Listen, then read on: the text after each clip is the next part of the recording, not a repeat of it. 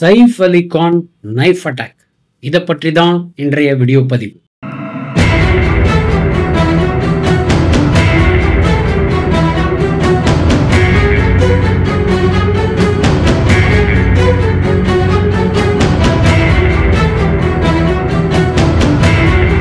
வீடியோக்குள்ள போகிறதுக்கு முன்னாடி நான் இப்போ சொல்கிற மாதிரி வியூவர்ஸ் சப்ஸ்கிரைப் பண்ணிக்கோங்க. கமெண்ட் செக்ஷனில் கமெண்ட்ஸை கண்டிப்பாக பதிவு செய்யும்.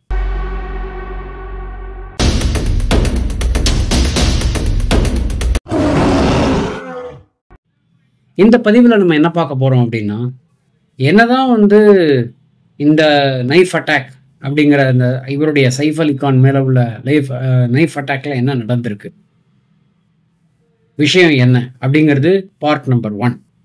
இரண்டாவது பாகத்தில் நம்ம என்ன பார்க்க போகிறோம்னா, இந்த நைஃப் அட்டாக்குக்கு பின்னணியாக இருப்பவர்கள் யார், அது எவ்வளோ தூரம் நம்ம போலீஸ் இன்வெஸ்டிகேஷனில் கண்டுபிடிச்சிருக்காங்க இப்படிங்கிறத பற்றி இரண்டாவது பகுதி.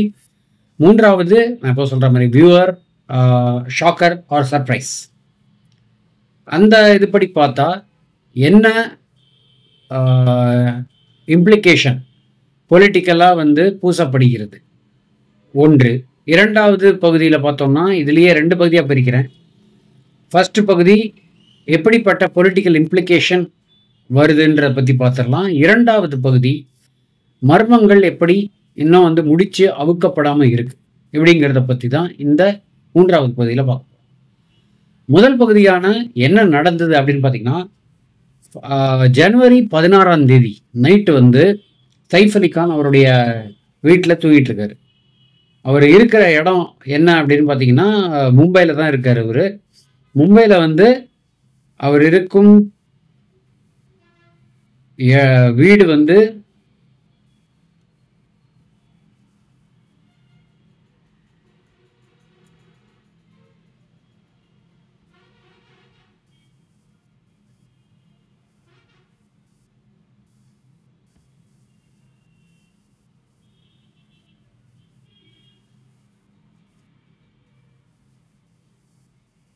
அவருடைய பாந்திரா ரெசிடென்ஸ் எங்கே அவர் இப்போ வசித்து கொண்டிருக்கிறார்.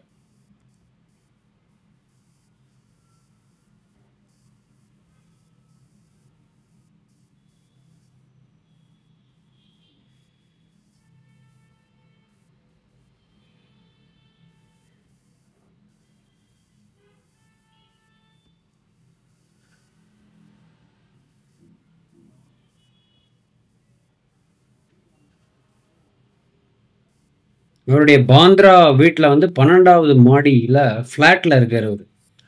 அதாவது சத்குரு ஷரண் பில்டிங்னு சொல்லுவாங்க, அந்த இடத்துல அவர் வசித்து கொண்டிருக்கிறார். 16ஆம் தேதி அவர் தூங்கிட்டு இருக்கும்போது அவங்க வீட்டில் எல்லாரும் அமைதியாக இருக்குது. நைட்டில் எப்போதுமே நமக்கு தெரியுமே. ஸோ அந்த ஒரு சுச்சுவேஷனில் இவருடைய ரூமை ஐடென்டிஃபை பண்ணி உள்ளே இவர் மேலே கத்தி குத்தால் இவரை சரமாரியாக குத்திருக்கிறதுனால என்னாச்சுன்னா, அவருக்கு கழுத்து மற்றும் ஸ்பைனில் பயங்கரமான இன்ஜுரிஸ் நடந்திருக்கு. இவர் லீலாவதி ஹாஸ்பிட்டலில் அட்மிட் ஆனார். இது 21ஆம் தேதி வரைக்கும் அவர் லீலாவதி ஹாஸ்பிட்டலில் ட்ரீட்மெண்ட் எடுத்தார். ஸோ இதில் என்ன நடந்திருக்குன்னு பார்த்தீங்கன்னா, இவருக்கு ஸ்பைனில் ஒரு 2.5 இன்ச்சுக்கு அந்த கத்தி குத்து உள்ளே போயிருக்கு. அதனால் டாக்டர்ஸ் கொஞ்சம் கிரிட்டிக்கல் அப்படின்ற மாதிரி சர்ஜரிலாம் பண்ணியிருக்காங்க. பண்ணிவிட்டு அவர் 21st டிஸ்சார்ஜ் ஆகிட்டார். ஏன்னா அது இம்மிடியட்டாக 16ஆம் தேதியே நடந்த 16ன்னா அந்த டைம் அவர் உடனே ஹாஸ்பிட்டல் போய் அட்மிட் ஆகிட்டு இம்மிடியட்டாக அவர் ஒரு இதுலேயும் வர்ணனை மாதிரி சொல்கிறாங்க, உள்ளே சிங்கம் மாதிரி நான் தான் சைஃப் அலி கான் அப்படின்னு டிக்ளேர் பண்ணிவிட்டு இம்மிடியட்டாக எல்லோரும் ஒரு ஸ்ட்ரெச்சர் எடுத்துகிட்டு வாங்கன்னு அவரே சொன்னதாகவும், ஆட்டோ டிரைவர் ஒருத்தர் கூப்பிட்டு போயிருக்காரு. அவருக்கு இவர் தான் சைஃப் அலி கான் அப்படின்ற விஷயமே தெரியாது. ஆனால் சரி யாரோ அடிபட்டிருக்காங்கன்னு சொல்லிட்டு இமீடியட்டாக கூப்பிட்டு போயிருக்காரு. கூட இவருடைய சைஃப் அலி கானுடைய மகன் தைமூர் இருப்பதாக முதல்ல சொன்னாங்க. அதுக்கப்புறம் வேற யாரோ இருக்கிறதாகவும் சொல்கிறாங்க. அது கிளியராக இல்லை அந்த விஷயம். ஸோ இப்போ யாரோ கூட போயிருக்காங்க. போய் அது மூலமாக அவர் அட்மிட் ஆகிருக்காரு. அட்மிட் ஆனதுக்கப்புறம் டாக்டர்ஸ் ரெக்கக்னைஸ் பண்ணி இமீடியட்டாக ஆக்ஷன் எடுத்து சர்ஜரி பண்ணியிருக்காங்க. பண்ணிவிட்டு 21st அவர் டிஸ்சார்ஜ் ஆகிட்டார். ஸோ இதுதான் நடந்த விஷயம். இதில் எந்த மாதிரி ஆக்ஷன், அதாவது சர்ஜரி என்ன நடந்திருக்கு, எவ்வளவு தூரம் அந்த ஒரே ஒரு ஃபோட்டோ வந்து சோஷியல் மீடியாவில் நீங்கள் பார்த்துருப்பீங்க. அதை ரிலீஸ் பண்ணி அவங்க அதாவது அந்த கத்தியுடைய துண்டு வந்து கொஞ்சம் ரிலீஸ் பண்ணியிருந்தாங்க. அது மட்டும் இல்லாமல் நல்ல ஸ்பைனில் வந்து ஒரு மாதிரி ஸ்பைன் லிக்விட் வந்ததா சொல்லியிருந்தாங்க. ஸோ அது எவ்வளோ தூரம் கிரிட்டிக்கல் அப்படின்ற விஷயம் வந்து ப்ரைவசி டீட்டெயில்ஸுக்காக சொல்லாமல் இருந்திருக்கலாம். பட் என்ன விஷயம்னா, ஏன்னா வந்து இது வந்து மோர் ஆஃப் அன் அட்டாக்ன்றதுனால போலீஸ்லேயும் வந்து சில விஷயங்கள் ஸ்க்ரீன் பண்ணுவது எப்போதுமே வந்து அது சாதாரணமான விஷயம் தான். ஏன்னா இன்வெஸ்டிகேஷனை வந்து அது பாதிக்கக்கூடாதுன்ற ஒரு ஆங்கிளும் இருக்குது. ஸோ அதனால் இது ஓவராலாக இதுதான் வந்து நடந்த விஷயம். இது பார்ட் நம்பர் 1. 2வது பார்ட்டில் நம்ம என்ன பார்க்கலாம் அப்படின்னா, இதற்கு பின்னணி யார் யார் அட்டாக் பண்ணுது அப்படின்னு பார்த்தீங்கன்னா, ஸோ இதில் வந்து 30 வயது பங்களாதேஷ் ரெசிடென்ட் முகமது ஷரீஃபுல் இஸ்லாம் ஷெஹசாத், இவருக்கு 2-3 பேர் சொல்கிறாங்க. அதாவது இது மட்டும் ஒரு பேராக இல்லை, இதோட சேர்த்து இவருக்கு வந்து ஃபக்கீர் அப்படின்ற ஷெஹசாத் முகமது ரோஹில்லா அமீன் ஃபக்கீர் அப்படின்னு சொல்கிறாங்க. ஸோ இதுவாக தான் அவருடைய பேராக இருக்கலாம். 30 வயசு அவருக்கு. ஸோ இவருக்கு வந்து இந்த அட்டாக் ஆனவுடனே வந்து யார் அட்டாக் பண்ணாங்கன்றது அந்த சிசிடிவி கேமரா மூலமாக ஃபேஸ் தெரிஞ்சிருச்சு. அதுக்கப்புறம் ரொம்ப கிட்டத்தட்ட 20 ஹவர்ஸ் தேடி கண்டுபிடிச்சி எப்படியும் அவரை வந்து ஒரு 1 ஹவர் வரைக்கும் அரெஸ்ட் பண்ணியிருந்தாங்க. அவரை வந்து கஸ்டடியில் எடுத்து ஜனவரி 19ஆம் தேதி வரைக்கும் வந்து இது பண்ணலாம் அப்படின்ற மாதிரி ஒரு ரிக்வஸ்ட் கேட்டிருந்தாங்க கோர்ட்டில். அவங்களும் கொடுத்துருந்தாங்க. அதுக்கப்புறம் ஜனவரி 29 வரைக்கும் மெஜிஸ்ட்ரேட் கோர்ட்டில் அந்த கஸ்டடியை எக்ஸ்டெண்ட் பண்ணியிருந்தாங்க. ஸோ அந்த ஃபக்கீருடைய கஸ்டடியை போலீஸ் என்ன சொல்லியிருந்தாங்கன்னா, இந்த இன்வெஸ்டிகேஷன் கொஞ்சம் ப்ரோக்ரஸ் இருக்குது, நிறைய விஷயங்கள் தெரிய வருதுன்ற மாதிரி சொல்லியிருக்காங்க. என்ன டீட்டெயில்ஸுங்கிறது கிளியராக சொல்லல. நான் ஒன் செகண்ட் சொன்ன மாதிரி இன்வெஸ்டிகேஷனுக்கு அது ஒரு ப்ரைவசி விஷயமாக இருக்கும். அது ஒரு பக்கம். ஸோ இது வந்து public prosecutors K S Patil, Prasad Joshi இவங்கெல்லாம் ரெப்ரசன்ட் பண்ணி தான் போலீஸ் வந்து கோர்ட்டில் இறங்கியிருக்காங்க. ஏன்னா அவங்களுடைய ஆர்குமெண்ட் என்னென்னா, அந்த சிசிடிவியில் பார்த்த அந்த ஃபேஷியல் ரெக்கக்னிஷன் வந்து அவங்க தானா அப்படின்ற ஒரு இதை வந்து கண்டுபிடிச்சி கன்ஃபார்ம் பண்ணணுன்ற மாதிரி சொல்கிறாங்க. ஏன்னா நிறைய இதில் தரப்பில் வந்து இவராக இருக்கலாம், இவர் இல்லை. ஆக்சுவலாக அக்யூஸ்டை பிடிச்சவங்களுடைய ஃபாதர் சொல்கிறாரு, சிடிசி ஃபுட்டேஜில் உள்ள இதுவும் என் பையனும் ஒன்றும் கிடையாது அப்படின்ற மாதிரிலாம் சொன்னாங்க. ஸோ அது அவைட்டட் கன்ஃபர்மேஷன்ற மாதிரி இருக்குது. ஸோ இது ஒரு பக்கம். மெஜிஸ்ட்ரேட் கேசி ராஜ்புட்னு இருக்கார். அவர் தான் வந்து ஃபக்கீருடைய ரிமாண்டை வந்து 29th ஜான்வரி வரைக்கும் எக்ஸ்டெண்ட் பண்ணியிருக்காரு. ஃபர்தர் கஸ்டடி வந்து தேவை அப்படின்னா நேச்சர் ஆஃப் அஃபென்ஸை பொறுத்து ப்ரோக்ரஸையும் பொறுத்து நம்ம அப்புறமா டிசைட் பண்ணிக்கலான்ற மாதிரி தான் வந்து கோர்ட்டில் சொல்லியிருக்காங்க. ஸோ இதுதான் வந்து இது வரைக்கும் நடந்த யார் இவர் அப்படின்றது பார்த்தா பங்களாதேஷி இது கிடைக்குது. அவங்க பேக்ரவுண்டில் தான் ஆக்சுவலாக பங்களாதேஷ்னா டார்கெட்டட் அட்டாக் மாதிரி இருக்கலாமோன்ற ஆங்கிளில் கண்டிப்பாக வந்து போலீஸ் வந்து விசாரணை பண்ணுவாங்க.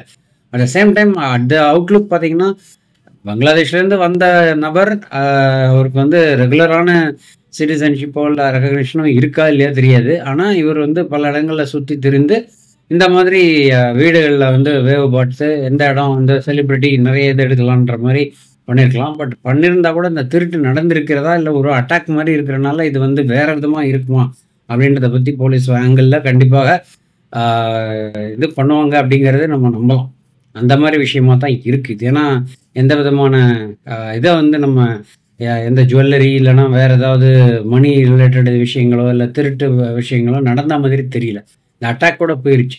ஸோ அவருடைய இந்த பங்களாதேஷுடைய டிரைவிங் லைசன்ஸையும் வந்து ரெக்கவர் பண்ணியிருக்காங்க. ஸோ இவர் வந்து அந்த டிரைவிங் லைசன்ஸில் பிடிச்சதுலேருந்து இவர் கண்டிப்பாக பங்களாதேஷை சேர்ந்தவர் தான் அப்படின்ற மாதிரி ஒரு இது வருது.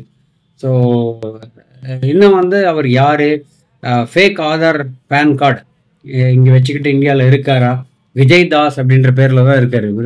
இவர் இருக்கிறது இந்த பேரில் இருக்கார். ஸோ அவருடைய ஃபக்கீருக்கு வந்து சில அட்வொகேட்ஸ் இருக்காங்க.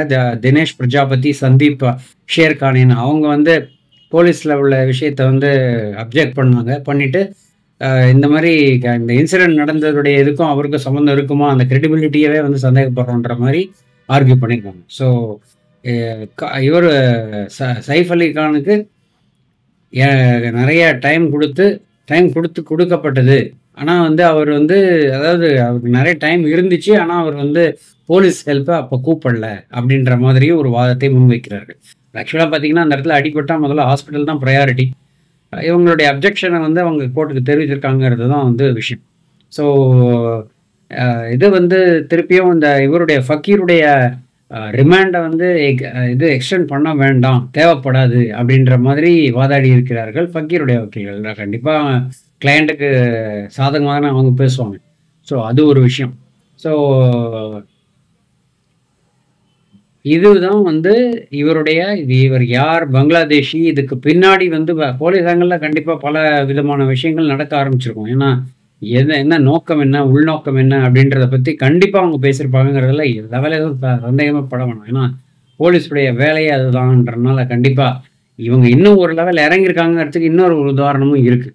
ஸோ இவங்க என்ன பண்ணிருக்காங்கன்னா, இப்போ போலீஸ் வந்து பிளட் சாம்பிள், அப்புறம் வந்து இவருடைய சைஃப் அலி கானுடைய க்ளோத்ஸ் அதெல்லாம் எடுத்து அவங்க ஸ்டாஃபு, இந்த அக்யூஸ்டு எல்லாருடைய இதையும் வந்து ஃபாரன்சிக் லெபார்ட்டரிக்கு அனுப்பியிருக்காங்க. ஸோ பிளட் மேட்ச் இருக்கா அப்படின்ட்டு பார்க்கறதுக்காக அந்த க்ளோத்ஸோட. ஒரே ஒரு விஷயம் வந்து போலீஸ் கன்ஃபார்ம் பண்ணிருக்கிறது என்னன்னா, அந்த ஃபிங்கர் பிரிண்ட்ஸ் அந்த இவருடைய சைஃப் அலி கானுடைய அப்பார்ட்மெண்ட்லேருந்து எடுத்த அந்த ஃபிங்கர் பிரிண்ட்ஸ் வந்து அக்யூஸ்டோட மேட்ச் ஆகுது. ஸோ இது வந்து ஒரு ஸ்ட்ராங் பாயிண்ட்னு சொல்லலாம். ஸோ இவர் சைஃப் அலி கானும் அவருடைய ஸ்டேட்மெண்ட்டை வந்து போலீஸில் கொடுத்துருக்காரு. என்னெல்லாம் நடந்தது, ஸ்டாபிங்க்கு முன்னாடி அந்த மாதிரி விஷயங்கள்லாம் வந்து தெரிவித்திருக்கிறதா சொல்கிறாங்க போலீஸில். ஸோ இன்வெஸ்டிகேஷன் போயிட்டுருக்கு. இப்போது எவ்வளோ தூரம் முன்னேறோங்கிறத பொறுத்து தான் பார்க்கணும். இதுதான் என்னுடைய விஷயம் நடந்தது என்ன பின்னணி அப்படின்றத பற்றிய 2வது பகுதி. 3வது பகுதியான ஷாக்கர் ஆர் ரதர் சர்ப்ரைஸ்னு சொல்கிற விஷயம். இவ்வளோலாம் நடந்திருக்கு, இது ஒரு விஷயம். இப்போ நம்ம சுஷாந்த் சிங் ராஜ்பூத் இருந்தார், அவருடைய கேஸ் நடந்துட்டு இருந்தது. என்ன ஆக்சுவலாக நடந்ததுங்கிறது யாருக்குமே தெரியாத ஒரு மர்மமாக தான் இருக்குது. ஏன்னா அந்த இடத்துல வந்து சில விஷயங்கள் சொல்லப்படுகிறது, அதுதான் நடந்துச்சான்றதும் ஒரு கேள்வியாக தான் இருக்குன்னு சொல்லலாம். ஸோ அதே போல் இப்போ இந்த விஷயத்தில் வந்து பார்த்திங்கன்னா இந்த 3வது ஷாக்கருங்கிற பகுதியை நான் 2ஆக பிரிக்கிறேன். ஒன்று வந்து பொலிட்டிக்கல் இம்ப்ளிகேஷன், 2வது ஆக்சுவலாக என்ன மர்மங்கள் அப்படின்றத பிரிக்கிறேன். ஸோ இதில் தான் வந்து விளையாட்டு நடக்குதுன்னு சொல்லலாம். முன்னாடி நம்ம பார்த்தோம், அதாவது முன்னாடி நம்ம பார்த்துருக்கலாம், இந்த இதில் இன்சிடென்ட் நடந்த உடனேயே ஃபட்னவிஸ் என்ன சொன்னார்னா, இந்த ஒரு ஸ்ட்ரே இன்சிடெண்ட்டை வச்சு நீங்கள் வந்து மும்பையோட லா அண்ட் ஆர்டர் வந்து இல்லைன்னு சொல்ல வேண்டாம்னு முன்னாடியே ப்ரீஎம்ப்ட் பண்ணி அதை சொல்லிட்டாரு. இது ஒரு பக்கம் இருந்தாலும் இப்போ வந்து ஃபார்மர் சிவசேனா எம்பி சஞ்சய் நிருப்பம் அப்படின்றவர் என்ன பண்ணியிருக்காருன்னா, இந்த இன்சிடெண்ட்டை வச்சு சோஷியல் மீடியாவில் போட்டிருக்காரு. அவர் என்ன கேட்குறாரு அப்படின்னா, அவ்வளோ சீக்கிரமாக வந்து இவர் எப்படி ரெக்கவர் ஆனார்? 16ஆம் தேதி தான் வந்து கத்தி குத்தாயிருக்கு, 21ஆம் தேதி அவர் வீட்டுக்கு போய் ஜாலியாக டான்ஸ் ஆடிக்கிட்டு இருக்காருன்ற அளவு பேசுகிறார். ஸோ டாக்டரும் சொல்லியிருக்காங்க, 2.5 இன்ச்சு நைஃப் இது பண்ணியிருக்காங்க, அதெல்லாம் புரியுது. ஸ்ட்ரக் ஆகிருக்கு, எல்லாமே 16ஆம் தேதி நடந்திருக்கு. 21 ரிலீவ் ஆகிட்டார். ஸோ எப்படி இவ்வளோ ஃபிட் ஆக முடியும்? சூப்பராக தான் இருக்குது அப்படின்ற மாதிரி ஒரு நக்கல் தகுந்த ஒரு துணியில் பேசியிருக்காரு. நானே பார்த்தேன் எவ்வளோ தூரம் அவரே வந்து சைஃப் அலி கான் வெளியில் ஹாஸ்பிட்டலுக்கு வெளியே வர்றாரு. ஆக்சுவலாக அவர் ஸ்டாப் பண்ணியிருக்காங்களா இல்லை சும்மா நடிக்கிறாரா அப்படின்ற மாதிரி ஒரு கேள்விகளும் எழுப்பியிருக்கிறார் இந்த சிவசேனா ஃபார்மர் எம்பி. இப்போ அதை தவிர அவருடைய பொலிட்டிக்கல் ஒரு பாயிண்ட்டையும் வந்து வைக்கிறாரு. என்ன விஷயம் அப்படின்னா, எந்த கானாக இருந்தாலும் சரி, ஷாருக் கான், சைஃப் அலி கான், யாருக்கு அடிபட்டாலும் உடனே வந்து சில பேர் பேச ஆரம்பிச்சிருவாங்க, ரொம்ப சிம்பத்தியாக இருப்பாங்க. அது ஏன் இவர் இதையும் சொல்லிட்டு அவர் என்ன சொல்கிறாருன்னா, சுஷாந்த் சிங் ராஜ்பூத் இந்த மாதிரி கேஸ்லலாம் வந்து அவங்க ஏன் பேசுறது இல்லை அப்படின்னு சொல்லி இன்டைரக்டாக பாராமதி எம்பி சுப்ரியா சுலேயை வந்து ஒரு அட்டாக் கொடுத்துருக்காருன்னு தான் சொல்லலாம். ஸோ என்சிபி லீடர் வந்து இந்த மாதிரி பீப்புள் லைக் சைஃப் அலி கான், அவங்க நவாப் மாலிக், ஷாருக் கானுடைய பையன் அடிபட்டால் மட்டும் அவங்களுடைய சிம்பத்தியை கொடுக்குறாங்க அப்படின்ற மாதிரி சொல்லியிருக்காரு. ஸோ ஏன் வந்து இந்து ஆக்டர்ஸ் ஆர்டிஸ்ட்லாம் வந்து ஏன் வந்து அடிபட்டாலோ இல்லை வேற என்ன விஷயங்கள் நடந்தாலோ ஏன் வந்து ரியாக்ஷன் வரதில்லை அப்படின்ற மாதிரி, ஒருவேளை நீங்கள் மைனாரிட்டி ஓட்டை தான் பார்க்குறீங்களான்ற லெவலில் பேசியிருக்காரு. ஸோ நிருப்பம் இன்னொருத்தர் இருக்கார், அவரும் வந்து ராணையுடைய பொசிஷன் வந்து அக்ரி பண்ணுறாரு. ஆக்சுவலாக இது சொன்னது வந்து பிஜேபி எம்பி சொல்லியிருக்காரு, ஒரு பிஜேபி எம்பி சொல்லியிருக்காரு. அதுக்கு வந்து சஞ்சய் நிருப்பம் சிவசேனா அவரும் வந்து அக்ரி பண்ணுறாரு. நான் ராணையோட அக்ரி பண்ணுறேன், இந்த பயாஸ் அப்போசிஷனில் வந்து பயாஸ் இருக்குது, இந்த மாதிரி பயாஸில் அவங்க ஈடுபடக்கூடாது. ஆக்டர்ஸை வந்து ரிலீஜன்லையும் தாண்டி அவங்க வந்து பார்க்கணும். ஆக்சுவலாக ஆர்டிஸ்டாக பாருங்கள், ஆர்டிஸ்ட்னா ஆர்டிஸ்ட் தான் அப்படின்ற மாதிரி ஒரு ஸ்டேட்மெண்ட் கொடுத்துருக்காரு. ஸோ இது ஒரு பக்கம். எல்லா மும்பை பீப்புளோட சேர்ந்து இந்த இன்னசென்ட் கொஸ்டினாக வந்து எவ்வளவு இன்ஜுரிஸ் இருக்குது அப்படின்றத கேட்குறது ஒரு பகுதியாக இருந்தாலும், எந்த மாதிரி மெடிக்கல் மிராக்கிள் நடந்திருக்கு? இந்த மாதிரி சைஃப் உடனே வந்து இதாயிட்டாரு, ரெக்கவர் ஆயிட்டாரு. இது ஆக்சுவலாவே வந்து சைஃப்க்கு அந்த அட்டாக்ல அவ்வளவு இன்ஜுரி வந்திருக்கா? அப்படின்ற மாரியும் விருப்பம் கேட்டிருக்காரு. ஸோ இதெல்லாம் தான் சில ஷாக்கர்ஸ் சொல்லலாம். ஏன்னா விஷயம் நடந்தது ஒரு பக்கம். இதுலேருந்து இருக்கலாமோ, இல்ல அவங்களுடைய பொலிட்டிக்கல் ஆதாயத்த பார்க்குறாங்களோ அப்படின்றது நமக்கு தெரியாம ஒரு பெனிஃபிட் ஆஃப் டவுட்ன்னு சொல்லுவாங்க இல்லையா? அந்த மாரி சில விஷயங்கள் அவங்களுடைய ஓன் பர்சனல் கெயின்ஸுக்காக நடந்திருக்கலாமோன்ற ஆங்கிள்லயும் வந்து இந்த விஷயங்கள பார்த்தா தெரியுது. இது ஒரு பக்கம். இது ஒரு 50% ஆஃப் தி சர்ப்ரைஸ் ஆர் ஷாக்கர். இன்னொரு விஷயம் என்னன்னா, நிஜமான மர்மங்கள். நிஜமான மர்மங்கள்னு சொல்லும்போது, யார் அந்த பங்களாதேஷ்? எதுக்காக வந்தாங்க? எதுக்காக அந்த நபர் வந்தார்? எதுக்காக அட்டாக் நடந்தாங்க? ஆக்சுவலா அட்டாக் நடந்தது ஒரு உண்மையா இருந்தா, இவங்க கேட்குற மாரி நமக்கே ஒரு டவுட் வருது. இது ஆக்சுவலா இவ்வளவு சீரியஸா இருக்குமா அந்த அட்டாக்கு? 16th வர்றாரு, 21st இதாகுறாரு ஒரு பக்கம். இல்ல டாக்டர்ஸ் வந்து அவ்வளோ எஃபிஷியன்சியா, அவ்வளோ இதுவா குடுத்து, சில மெடிசின்ஸ் குடுத்து 5 டேஸ்லயே வந்து பிக்கப் ஆற அளவு டோசேஜ் குடுத்து இம்ப்ரூவ் ஆயிருக்காங்க. ஏன்னா, அவர் ஆஃப்டர் ஆல் ஒரு செலிபிரிட்டி. கண்டிப்பா எவ்வளவு money is not a problem. Insurance அந்த மாரி விஷயங்கள்லாம் இருக்கும். கண்டிப்பா அதனால நடந்திருக்கலாமா? எந்த மாதிரி மர்ம முடிச்சுகள்? யார் இவர்? எதுக்காக வந்து திருடாம அட்டாக் மட்டும் பண்ணியிருக்காரு? ஏதாவது பர்சனல் எனிமிட்டியா? இல்ல வேற எதையும் தாண்டி இவர் காண இருக்கிறனால சில அட்டாக் இருந்திருக்கா? தெரியவில்லை. இது வந்து நம்ம காலத்தின் கோலம் தான் சொல்லலாம். போலீஸ் இன்வெஸ்டிகேஷன் சொன்ன மாரி போயிட்டு இருக்கு. கண்டிப்பா வந்து உண்மைகள் வெளிவரும்னு நம்பலாம்னு சொல்லி இந்த வீடியோ பதிவு நான் முடிச்சுக்கிறேன்.